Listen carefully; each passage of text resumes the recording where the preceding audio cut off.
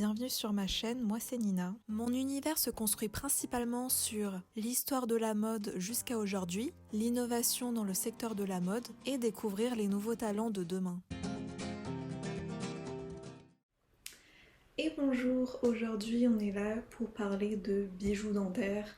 C'est une tendance qu'on voit de plus en plus et finalement cette tendance qu'on voit aujourd'hui, on se rend compte que elle nous a jamais vraiment quitté au final, donc c'est parti pour retracer toute cette histoire.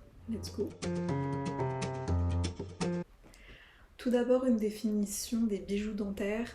Les bijoux dentaires, ça inclut plusieurs types, plusieurs formes tout simplement. Il y en a deux principales, c'est vraiment les grills, où en fait on vient prendre l'empreinte de nos dents et on vient couler un métal qui du coup ça prend la forme de nos dents et du coup c'est un métal, donc soit c'est en argent, soit c'est en or et du coup on peut incruster des pierres précieuses dessus. On a également les strass dentaires où là on vient coller un à un les strass. Donc c'est un peu plus discret, mais c'est tout aussi créatif. Et voilà, tout ce qui est strass, c'est quelque chose qui est voyant, donc c'est vachement cool. On va du coup décrypter d'où est-ce que ça vient et c'est parti pour raconter toute l'histoire des bijoux dentaires. Donc les bijoux dentaires, c'est difficile d'avoir un point d'origine dans l'histoire parce qu'on se rend compte que on retrouve un peu des bijoux dentaires sur plusieurs civilisations. Enfin, je veux dire dans la géographie, ça peut être dans différents pays, ça peut être en Égypte, ça peut être dans beaucoup de civilisations, mais au final, ce qu'on va retenir, c'est que on a déjà retrouvé en Égypte antique 2500 avant Jésus-Christ, on a retrouvé en fait sur les ossements juste enfin, comment on pourrait dire, des strass, mais c'est incrusté de pierres. Donc je sais pas s'il y aura des photos, mais ça montrait que certains Égyptiens, notamment les femmes, en fait, se faisaient poser ce genre de bijoux. Et du coup, ça montrait un peu juste le statut social, c'est vraiment ça qui fait la différence pour l'époque. Donc ça se porte, enfin, c'est un bijou, c'est un bijou comme un collier, comme on porterait un bracelet. Donc c'est vraiment représentatif, c'est fait pour être vu. C'est pas quelque chose qui est accessible parce qu'on parle de pierres précieuses, donc clairement il faut avoir les moyens pour se l'offrir. Donc voilà. On a aussi retrouvé des bijoux dentaires chez les Mayas. C'était 300 avant Jésus-Christ.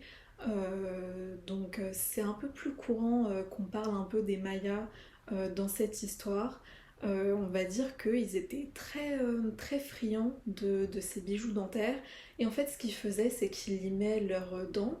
Et en fait, en limant leurs dents, ils venaient incruster une pierre précieuse qui est une jade. Donc c'est une pierre qui est verte et apparemment c'est une pierre qui apporterait la prospérité. Donc vous aurez sûrement des photos, mais voilà, c'était vraiment sur les ossements, on retrouvait, en fait, on voyait sur toute la partie du haut, sur chacune des dents, posée au milieu, vraiment la jade, et je trouve que c'est juste magnifique, donc c'est fou à quel point on se dit que ça peut être aussi ancien en fait, et voilà. Après je pourrais pas non plus dire qui a eu l'idée vraiment de coller des pierres comme ça sur les dents, mais c'est vrai que pour les Mayas, et comme pour beaucoup, c'est vraiment l'esthétique et le fait de se différencier en fait. Donc c'est vraiment ça qui va se démarquer pour le coup. Dans l'histoire, on pourrait aussi citer les Vikings. Oui, on parle d'histoire, on parle de toutes les civilisations, je vous ai dit, on parle de tout le monde, donc c'est pour ça c'est un peu difficile de trouver vraiment un premier point, mais on pourrait aussi citer les Vikings dans cette histoire parce qu'ils avaient cette habitude. Ils avaient en fait pour habitude de colorer en fait leurs incisives. Entre les incisives, ils avaient l'habitude de les colorer en or en fait. Donc voilà, c'est aussi un certain style qui faisait qu'ils se démarquaient. Donc voilà, dans l'histoire, on a tous ces exemples en fait qu'on peut citer et au final, on va avancer dans le temps et c'est vrai que euh, pour en fait se faire poser des bijoux dentaires, on va pas chez n'importe qui, on va chez les dentistes en fait pour clairement pour se faire poser ce genre de choses. Et on a en 1848 un dentiste qui s'appelle Giovanni d'Arcoli. Et en fait, ce dentiste-là, il avait pour habitude, en fait, quand il y avait une dent, on va dire une carie, quand il y avait une carie et qu'il fallait du coup enlever toute la dent, il avait pour habitude de faire un remplacement avec une dent en or, du coup comme une couronne en fait, en or. Et du coup, ces patients se retrouvaient souvent avec ce genre d'implant. Et du coup, c'est vrai que c'est devenu un peu plus courant. Encore une fois, on est en 1848. Petit à petit, c'est quelque chose qui va se faire de plus en plus. Et finalement, ça ajoute un style en fait, parce que je veux dire, on a un implant en or dans notre bouche. Tôt ou tard, ça se voit. Enfin, c'est quelque chose qui est un peu voyant. Et donc voilà. Du coup, 1848, on avance dans le temps, on est dans les années un peu 50 et du coup, il y a la population qui bouge beaucoup, il y a des vagues d'immigration et du coup, il y a des vagues d'immigration qui viennent aux États-Unis, du coup, vers le nord. Donc le temps se fait finalement et on arrive dans les années 80 où là ça bouge beaucoup. On a beaucoup de rappeurs, d'artistes qui viennent et qui ont des grilles très imposantes, très voyantes, mais du coup c'est parti d'où? Du coup c'est vraiment un accessoire qui apparaît dans la rue.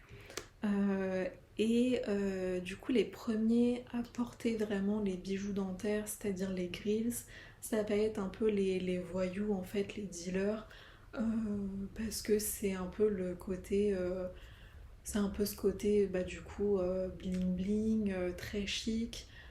Du coup, c'est vraiment eux qui vont les porter en premier, mais il y a du coup aussi d'autres personnes un peu lambda, j'ai envie de dire, un peu comme tout le monde, qui craquent un peu à ce côté-là, un peu à cette tendance. Et vraiment, petit à petit, c'est quelque chose qui commence à se voir beaucoup dans ces quartiers-là. Et c'est vrai que finalement, tout le monde finit en fait par porter ces accessoires, autant les femmes que les hommes. Donc vraiment, c'est quelque chose qui attire finalement les jeunes. Et c'est du coup quelque chose qu'on a envie de mettre. Du coup, en fait, les gens, ils vont vraiment porter cet accessoire pour montrer un peu leur popularité. C'est un signe un peu de réussite et de richesse, du coup, parce que c'est encore qu'une fois quelque chose qui est très voyant et qui est très chic finalement. Donc on peut pas passer à côté, en fait. Voilà, c'est obligé qu'on voit. Du coup, petit à petit, cet accessoire qui finalement est apparu de la rue commence petit à petit à être porté par certains rappeurs. Voilà. Après, c'est pas non plus quelque chose du coup de nouveau et sachant que les rappeurs sont aussi issus de ces quartiers-là, donc c'est aussi un peu comme cette tendance qu'on a envie d'avoir, c'est un peu l'accessoire incontournable et qu'on commence vraiment à porter. Quand petit à petit, quand les rappeurs ils vont se filmer en fait avec ces bijoux dentaires, ces grills, c'est vraiment un truc pour montrer en fait leur réussite dans leurs clips. C'est vraiment un signe de richesse, donc c'est vraiment on est là pour dire que on a réussi un peu dans la vie et qu'on en est là quoi et qu'on a de l'abondance. Du coup, de cette époque, il y a trois figures qui vont se distinguer. Il y a tout d'abord le groupe Africa Bombata, il y a Big Daddy Kane, mais j'espère qu'on l'appelle juste Big Daddy, ou encore Flavor Flav, qui par la suite, il y a aussi d'autres rappeurs new-yorkais qui vont un peu suivre cette tendance et on peut citer notamment Jay-Z qui va porter cet accessoire. Donc on commence à être beaucoup plus visible à encore plus grande échelle. Donc on réalise que wow, ça donne envie. Encore une fois, on est dans les années 80. c'est des bijoux dentaires et finalement il y a un peu que les dentistes euh, qui peuvent faire ces empreintes, qui peuvent faire l'empreinte de vos dents. Enfin, c'est assez technique, donc ça se fait traditionnellement chez un dentiste.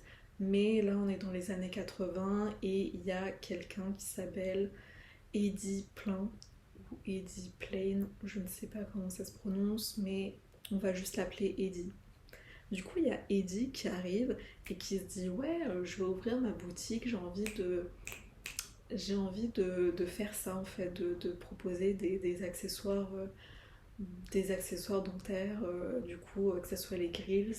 Et il est vraiment venu et il s'est posé.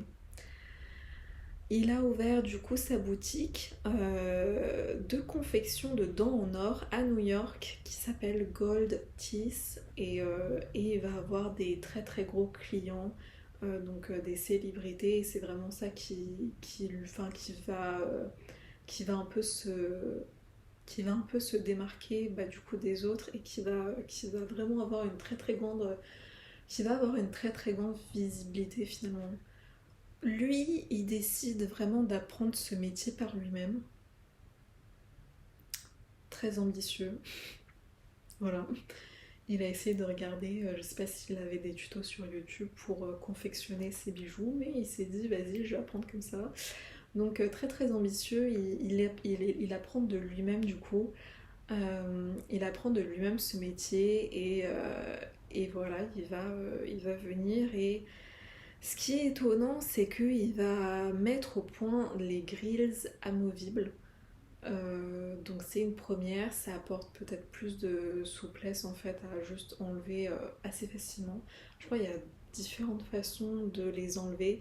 Je crois qu'il y a des fois je voyais des vidéos de gens quand ils sont retirés leurs grills par un dentiste, genre il faut vraiment des machines, il faut vraiment pousser fort la grille en fait pour qu'elle s'enlève, et il y a vraiment le côté de devant et de derrière qui s'enlève séparément. Et lui il va vraiment proposer la grille amovible du coup, qui vient prendre du coup en une seule fois, juste on peut facilement le décocher. Donc voilà, c'est un peu, ça offre une certaine souplesse, un certain confort, et c'est ce qui fait que ça va aussi attirer du coup ces rappeurs-là, ces célébrités-là dans son magasin, et qui vont juste lui demander bah, de lui faire une petite compo. Donc voilà. Il va accueillir de grands artistes comme Big Daddy, Kane, encore, mais que je vais juste appeler Big Daddy. Il y a Flavor Flav et Public Enemy, qui du coup est ainsi que de nombreux autres artistes. Donc voilà, c'est vraiment des gros clients pour l'époque. Et c'est vraiment ça qui va cartonner. Pour vous dire, en un an, il aurait juste eu un chiffre d'affaires de plus de 500 000 dollars. Je sais pas si vous vous rendez compte, en un an, genre juste il a ouvert sa boutique en un an, 500 000 dollars de bénéfices. En même temps, les bijoux dentaires, enfin les grilles, encore une fois, je le rappelle, c'est pas vraiment des choses qui sont accessibles. Je veux dire, c'est de l'or, enfin c'est pas, c'est des pierres précieuses, donc ça a un certain prix. Aujourd'hui, les grilles, c'est moins accessible. Enfin, c'est vraiment coûteux, quoi. Donc voilà, c'est pour ça aussi.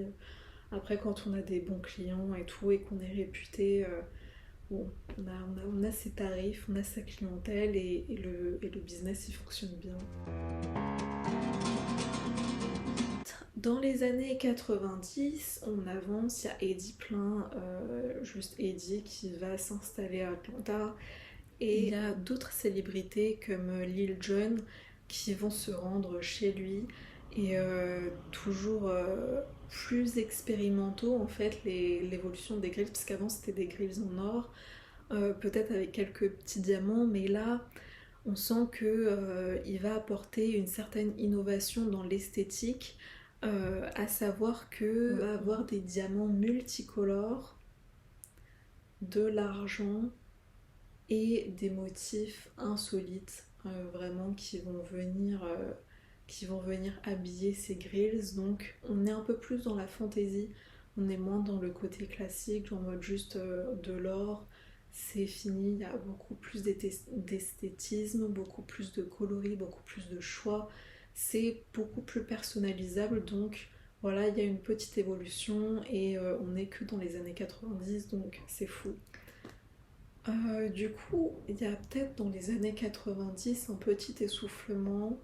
On passe dans les années 2000, c'est peut-être un peu plus discret. Et petit à petit, ça commence à réapparaître sur le devant de la scène dans les années 2010, même 2006, je dirais.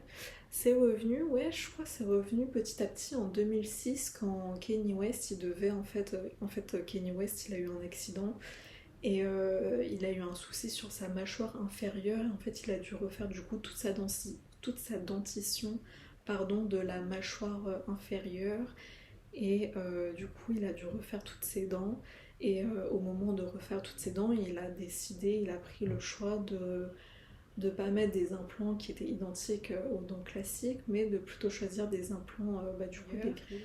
Il a du coup tourné plusieurs clips avec ça, avec cet esthétisme, et finalement les fans ils ont grave kiffé et ils ont bien aimé le flow en fait que ça dégageait et tout le monde voulait avoir encore une fois des grilles et des bijoux dentaires. Donc c'est parti pour encore un peu plus de folie. Toute une nouvelle génération aussi de rappeurs qui vont reprendre en fait cet accessoire. Et on peut citer un peu A$AP Rocky, on peut citer Drake qui a repris ça. On peut aussi citer des rappeurs français petit à petit qui vont aussi reprendre ces codes-là. Je pense notamment à Niska. En 2016, quand il a fait sa pochette Commando, il avait, du coup, il portait juste des grills dessus. Donc, voilà. Voilà. C'est vraiment du coup un accessoire qui est vraiment repris par ces artistes de hip-hop et de rap. Il y a aussi Katy Perry qui en avait porté, c'était incroyable.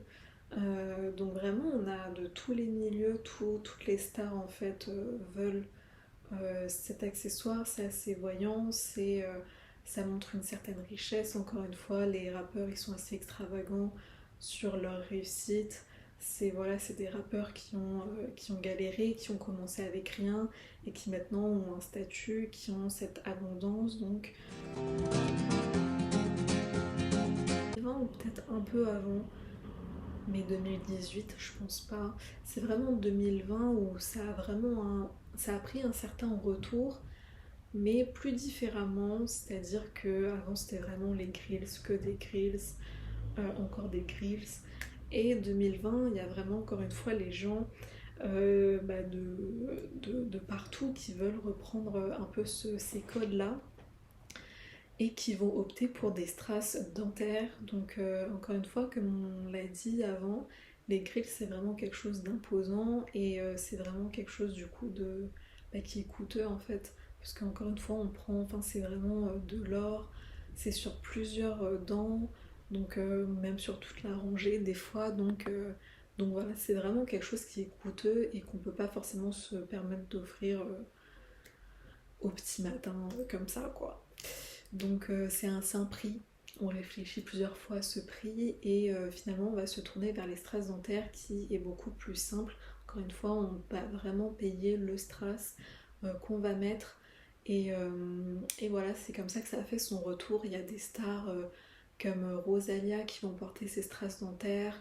Donc vraiment un peu toutes les stars en ont porté. C'est peut-être un retour à un côté plus épuré, moins imposant en tout cas, mais voilà, un peu plus... Je pense que ça a été adopté par plus de femmes. Peut-être ça a ce côté féminin finalement. Je sais pas, je suis en pleine réflexion.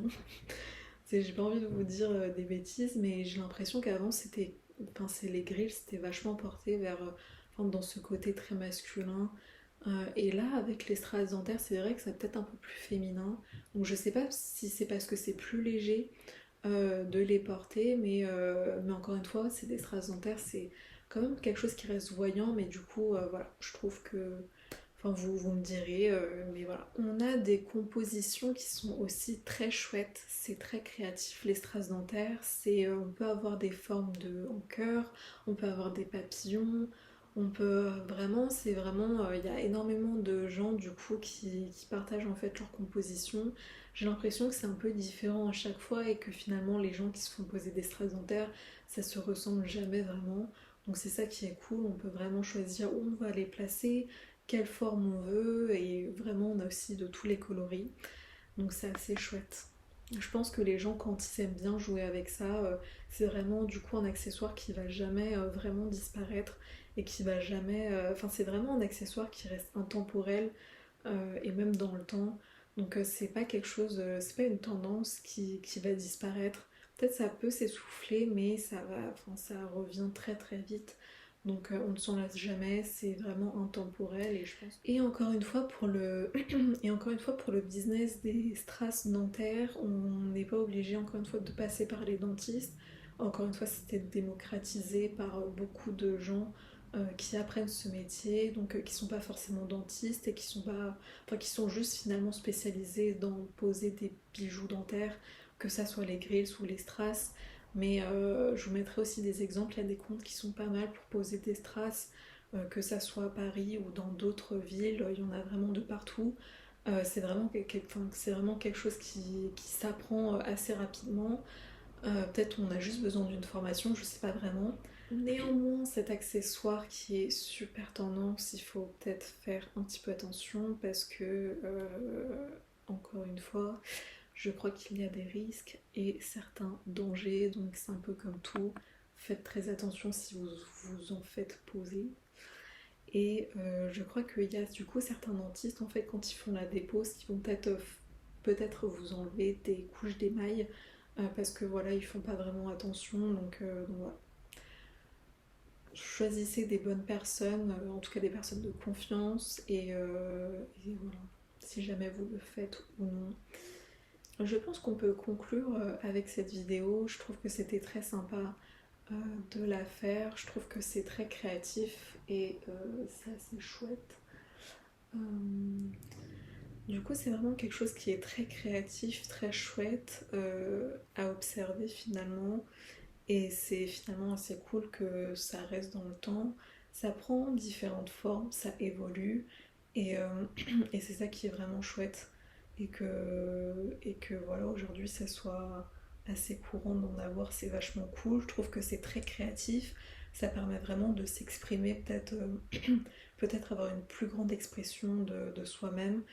Tout comme le style vestimentaire, finalement, ça permet vraiment de montrer ce côté créatif et c'est tout simplement cool à porter. Soit on n'aime pas parce que peut-être on peut penser que c'est un peu trop excessif dans le côté matu vu, mais voilà, c'est un peu les goûts et les couleurs finalement, et voilà.